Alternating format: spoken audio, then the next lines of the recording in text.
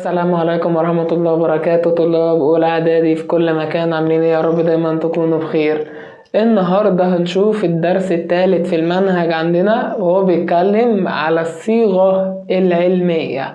يلا بينا نبدأ ونشوف الصيغة العلمية دي عبارة عن ايه اصلا. الصيغة العلمية دي هي لها قانون كده صغير، او صيغة هي من صيغة يعني زي صيغة هنفهمها تمام. هي لازم نحفظ الجزء ده. الجزء ده بيتكلم عن ايه؟ بيقولك الصيغة بتقول ايه في 10 أس ان. يعني ايه الكلام ده؟ بيقولك لما يبقى الواحد اقل من او يساوي الايه اقل من يساوي 10. يعني ايه الكلام ده؟ برضو كأن الايه بيقولك تكون اكبر من الواحد او بتساويه، واقل من 10 او بتساويها.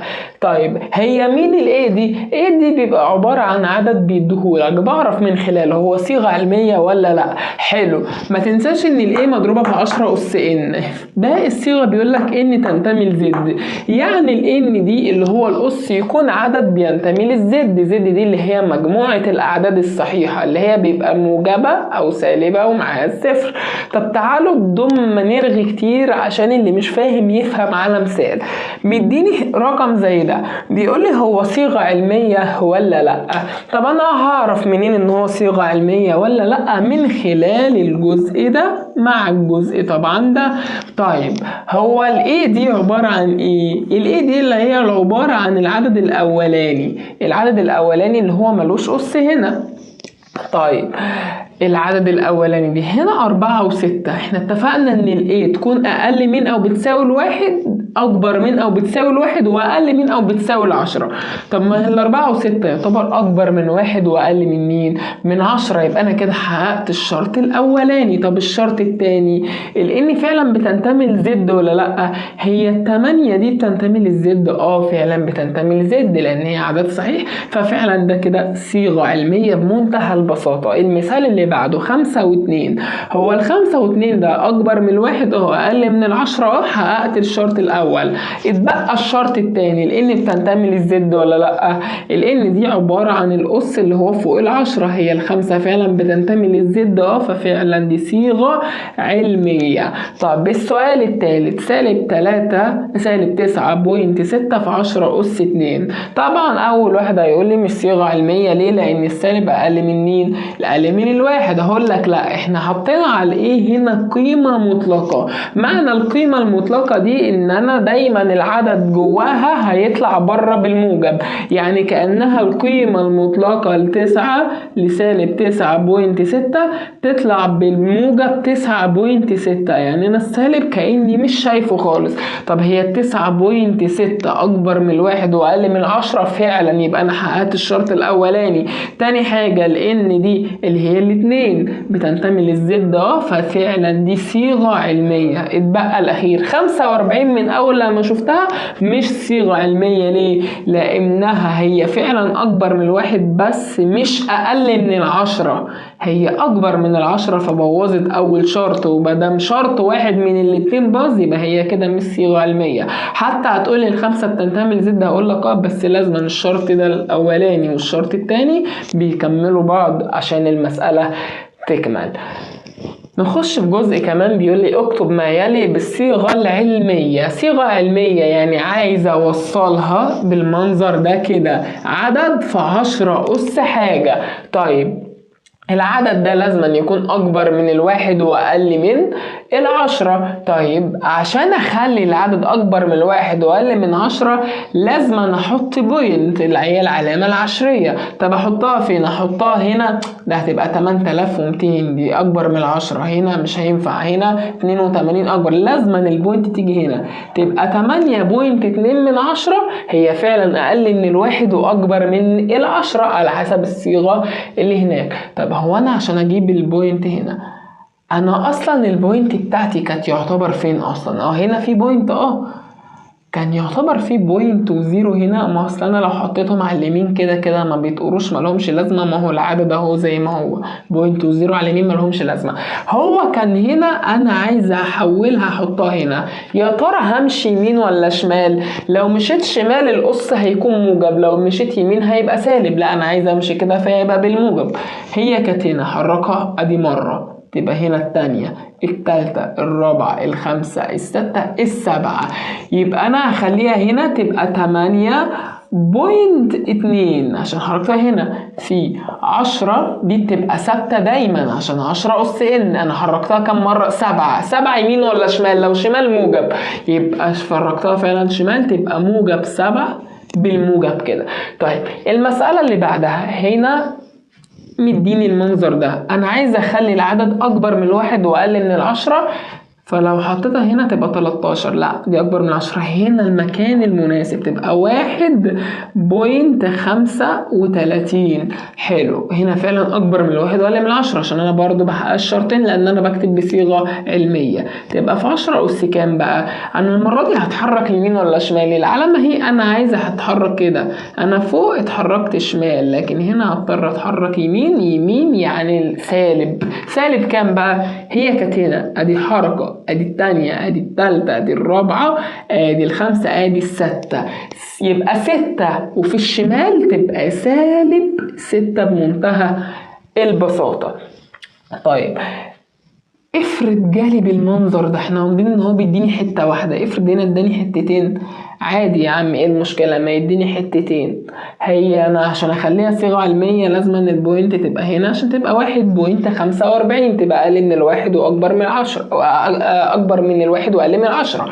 طيب ادي 1.45 ده كأنه عدد تكملته ينزل جنبه عادي في 10 أس 8. طب اتبقى كده انا حركت العلامة يمين ولا شمال؟ ده تكملته نزل، اتبقى حركت هي العلامة كانت مش موجودة، كأن كان في بوينت وزيرو على اليمين وهم ملهمش لازمة، كأنها ما هي 145. أنا بحطها عشان أبقى فاهم. هي كانت هنا وعايزة أتحرك هنا فهتحرك شمال، وشمال يعني موجب. أدي هي هنا أدي 1 أدي 2 تبقى أضربها في 10 تبقى أس كام؟ 2 ولا -2؟ لا أنا اتحركت شمال تبقى أس كام؟ أس 2. طيب واحدة كمان زيها لتأكيد الفكرة، البوينت هنا أنا عايز أخليها الصح بتاعها تبقى هنا عشان تبقى أكبر من الواحد وأقل من 10. حلو، يعني تنزل 2.48 تكملة العدد ينزل اللي هو في 10 أس -7. يا ترى هيبقى في 10 أس كام بقى؟ هي البوينت كانت هنا عايزه اخليها هنا يمين، يعني هحركها بالسالب. هحركها كم حركه؟ هي كانت هنا بقت هنا يعني حركه واحده، وفي اليمين تبقى -1 بمنتهى البساطة. طيب افرض بقى هنا عكسنا، هو اداني الصيغة العلمية وعايزني احولها له قياسية. احولها له قياسية ازاي بقى؟ هو مديني 3.7 في 10 أس 5. 3 عشان احولها له لكلمة قياسية يعني شيل البوينت. طب انا هشيل البوينت ازاي؟ هنا هنعكس، هو مديني أس 5، أس 5 دي بالموجب صح؟ هنا بقى لما احول لصيغة قياسية لما اتحرك لمين هحط الاصفار على ايدي اليمين، يعني هنا ال5 بالموجب هتحرك العلامة بالمنظر ده. طب لو كانت بالسالب هتحرك بالمنظر ده. يعني في الصيغة العلمية عكس القياسية. في القياسية بيديني القص بالموجب بتحرك العلامة يمين، لكن القص بالسالب بتحرك شمال. عشان نعرف نفرق بين العلمية والقياسية الاتنين عكس بعض. طب انا عايز اطير البوينت، انا هتحرك يمين، هشيل البوينت هنا، يعني انا هنزل الرقم بدون بوينت. لو اشيله هو البوينت هنا، انا لو هشيله هتحرك كده. طب انا شيلته بقى اتحط هنا بقى حركة واحدة، ما هو اتنقل من هنا لهنا خلاص كأنه كده مش موجود، ما هو كأنها بقت 37.0 كأنها ملهاش لازمة. طيب ما تنساش ان هي مضروبة في 10 أس 5.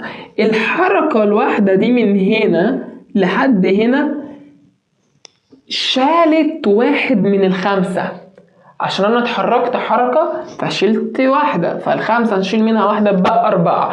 طب ال4 الباقيين ده هوديهم فين؟ ما انا شلت البوينت ملهمش مكان، هنحطهم اصفار. ادي 0 التاني التالت ادي الرابع. طيب هنا لو جالي القص بالسالب، احنا اتفقنا عايزين نكتب العدد الاول بدون البوينت اهو بالمنظر ده. البوينت حركها كام حركة؟ هي كانت هنا القص سالب، مش هحط الاصفار هنا، هحطها هنا لان القص سالب هنا هتحرك شمال. هي كانت هنا عشان اشيله هيبقى هنا. طب حلو كده حركة واحدة. طب ما هو كده خلاص انا طلعت البوينت بره، هي هنعتبرها كأنها 3، اتحركت حركة بقى 2. طب الاتنين دول هحطهم فين؟ ما هو مالهمش مكان، يبقى هنحطهم صفرين بس شمال عشان الأس كان سالب، ونحط بعدهم البوينت والزيرو بتاعنا. نخش في مسائل جديدة. بيقول لي اوجد ناتج مالي بالصيغة العلمية. هناخد مسألة جمع ومسألة طرح ومسألة ضرب ومسألة اسم عشان نكون قفلنا جميع الأفكار. طيب تعالوا نشوف هنا بيقول ايه. بيقول لي لو مسكنا 3.7 في 10 أس 5 زائد 2.3 في 10 أس 6 هنعمل ايه؟ اول حاجة في الجمع قالك خلي الأس على 10 هنا زي الأس على 10 هنا. يعني ايه؟ هناخد أصغر أس ونثبته اللي هو الأولاني أس 5، فالأولانية هتنزل زي ما هي 3.7 في 10 أس 5 زائد، عايزين نخلي دي في 10 أس 5. طب هي كانت 6، احنا عايزين نخليها زي دي 5. معنى كده ان احنا قللنا 1. الأس هنا موجب واحنا بنحرك العلامة يمين. كم خطوة؟ على حسب، انا بقيت 6 كنت 6 بقيت 5، يعني خطوة واحدة. فهي كانت هنا تبقى الناحية التانية تبقى 23. طيب ايه الخطوة اللي بعد كده؟ في حاجة اسمها عامل مشترك. يعني ايه؟ مش 10 أس 5 موجودة هنا موجودة هنا، اسحبها بره عامل مشترك. ادي 10 أس 5 بره عامل مشترك، وافتح قوس لم فيه الباقي. يعني ايه؟ انا خدت من هنا 10 أس 5 اتبقى من 3.7، العلامة كانت زائد تنزل زائد. خدت من القوس ده 10 أس 5 بره اتبقى 23. بعدين هعمل ايه؟ دي تنزل زي ما هي، او عشان نظبط شكلها نجمع الاول. 3.7 زائد 23 تبقى 26.7. القوس ده معناه ان هو مضروب في 10 أس 5. طب حلو، ما تنساش السؤال قالك اوجد بالصيغة العلمية. هي دي كده صيغة علمية؟ لا، دي لازم تكون اقل من 10 واكبر من 1. طب هي البوينت هنا عشان لازم نحركها تبقى هنا عشان تبقى أقل من 10، فهنمشي شمال، وشمال يعني موجب، فهتنزل 2.67 تتضرب في 10 أس 5 زي ما هي طبعا زي المسائل اللي فاتت، بس هنزود مين بقى؟ 10 أس كام؟ هنتحرك كده يعني موجب، يعني 10 أس 1. طب في المسائل التانية احنا سيبناها كده، بس الصح ان احنا نخلصها. يعني انا هخلصها هنا وانتوا تخلصوها في المسائل اللي فات. ما هي 10 هنا الاساس 1، هنجمع الاسس. 1 زائد 5 6، كأنها 2.67 في 10 أس كام؟ في 10 أس 6 بالمنظر ده. ناخد مسألة طرح مش هتختلف كتير عشان نأكد الفكرة. الجمع نفس فكرة الطرح. يعني هنا هننزل القوس الأول، هناخد أصغر قوس اللي هو الأولاني أس 8، هننزل القوس بتاعه زي ما هو بالمنظر ده. العلامة هنا ناقص، دي عايزينها أس 8 تبقى زي دي، ف10 أس 9 هنخليها 10 أس 8. طيب احنا قللنا 1، التسعة بقت 8، وانا اتفقنا لما باجي بقلل بمشي يمين. فالبوينت كانت هنا هنمشي كام خطوة؟ 9 بقت 8 خطوة واحدة، فتبقى بعد الاتنين كأنها 32، لأن البوينت أو الزيرو على اليمين ملهمش لازمة فأصلا بشيلهم. نكمل نفس الخطوات هنا. انت مكمل الفيديو؟ طيب عم محمد مش عارف عنده الإضاءة في حاجات غريبة بتحصل ورا الكاميرا. حلو، مش هنقصها في المونتاج. يلا يا عم عشان الناس تعرف الكواليس. هنا 2/10 في 10 أس 8، ودي في 10 أس 8. هناخد 10 أس 8 عامل مشترك عشان موجودة في الاتنين ونفتح قوس. خدتها اتبقى 2/10، العلامة ناقص، خدتها اتبقى 32 واقفل القوس. نطرح 32 ناقص 1 ناقص 2/10، أو العكس 2/10 ناقص 32 تبقى سالب 31.8 مضروبة في 10 أس 8. عايزين نحولها لصيغة علمية. هنعمل ايه؟ ما ننساش ان احنا دي كأنها موجب عشان بناخدها جوه قيمة مطلقة، فيعتبر 31.8 اكبر من 10، فانا عايز اخليها اقل، فالمفروض امشي كده عشان اخلي البوينت هنا تبقى 3 بوينت حاجة، تبقى فعلا اقل من 10. طب هعمل ايه؟ انا هتحرك علامة يعني كأنها 3.18 بالمنظر ده، في 10 أس كام؟ انا بتحرك شمال موجب، هي المفروض اضربها في 10 أس 8 تكملتها بتنزل.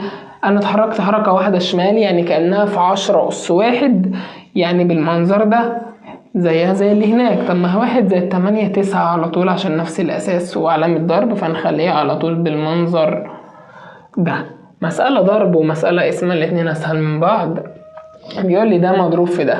من خواص الضرب اقدر اضرب الاعداد في الاعداد، والحاجة اللي هي 10 أس حاجة في 10 أس حاجة عادي جدا، يعني 6.5 اضربها في 8 بالمنظر ده، في القوس التاني اضرب 10 أس 4 في 10 أس 2، المتشابهين مع بعض اعداد مع اعداد واساس واسس شبه بعض نعملهم مع بعض.